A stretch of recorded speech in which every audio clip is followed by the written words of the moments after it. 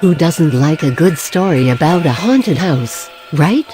But what if those stories were closer to real people than we all thought, and you, yourself, had the chance to witness some unusual activity? Hotels are those amazing places that draw not only people, but spirits as well. Some of them are neutral, others are quite aggressive and can scare people to death. Would you like to spend the night in a hotel like this? Here are 10 stories that will send shivers down your spine. 1 Place d'Armes Hotel, New Orleans. Place d'Armes Hotels is not on the list of haunted hotels, but it should be. Built on top of a schoolhouse that burned to the ground, not many people have experienced sightings there. One TripAdvisor traveler described her visit. During the night she felt that someone came to her bed and got in, moving the covers. The woman was scared out of her mind. The Marshall House, Savannah. The Marshall House has a long history of being a hospital, first time during the Civil War, and second time during the yellow fever epidemics. Dozens of guests have had weird encounters and ghost experiences. One woman woke up to a loud whirring noise that almost made her jump. Others have seen faucets turning on by themselves. Sounds of children running around the hallway are often heard in the hotel, but there are no kids around. The Fairmont Banff Springs, Banff. It's a dreadful thing to die on your wedding day, but that's exactly what happened to the young bride that was getting married in the Fairmont Banff. No one knows the exact reason of her death, only that she fell from the stairs. Many people state they've seen her in the ballroom waiting for her first dance, or walking around the hallway in her wedding gown. She's become a real legend in Canada. The Maispa, Tonopah. Rumor has it that at the turn of the 20th century a prostitute was killed in the Maispa Hotel. Also known as the Lady in Red, she can still be heard and sometimes seen in the hotel.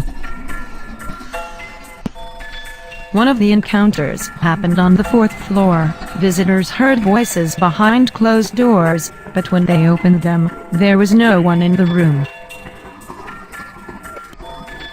Casablanca Inn, St. Augustine. Owner of the Casablanca Inn got into bootlegging back in 1914 and often used a lantern to signal ships that would bring illegal alcohol ashore while no one was watching. People can still see her walking around the hall with a lantern. Many have experienced some kind of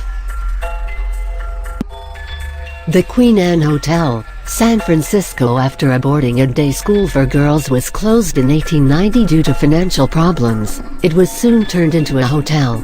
Yet Mary Lake, the principal of the former school, never left the building. She is still taking care of its residents. People often hear footsteps, furniture starts moving around, and someone goes around tucking people at night.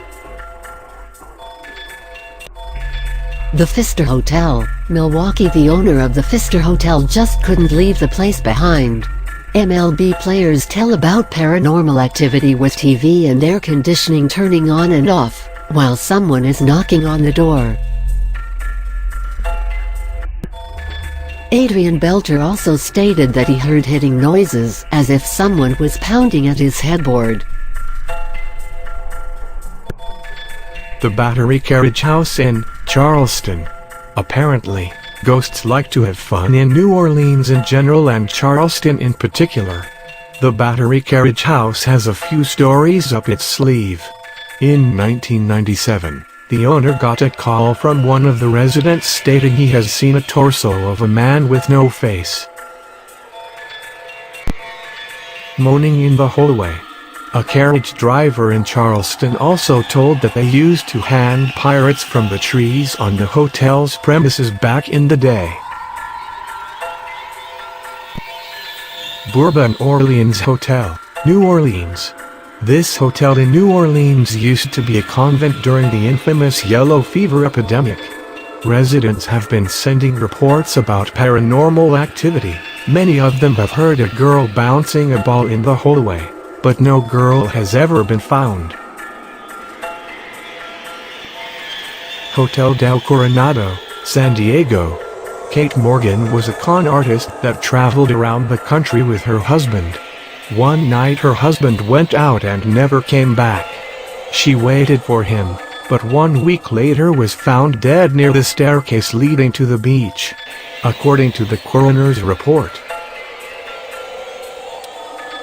She was pregnant and took her own life. People now see her ghost wandering around the beach and hotel's first floor.